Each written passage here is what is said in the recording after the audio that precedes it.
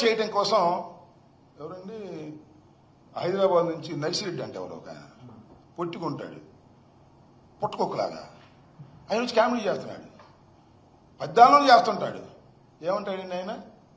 తెలంగాణలో ముక్కోడు పోయాడు, ఇక్కడ తెక్కోడు పోయాడంట. ఏం మాట్లాడుతున్నావు?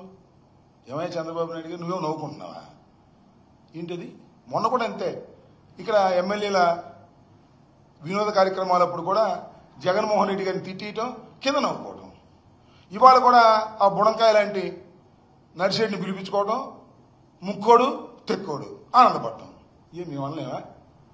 మీ అబ్బాయి ఒక పిల్లోడు, నువ్వేమో బొల్లోడివి అని మేము అన్నాం కదా, అది సంస్కారమా?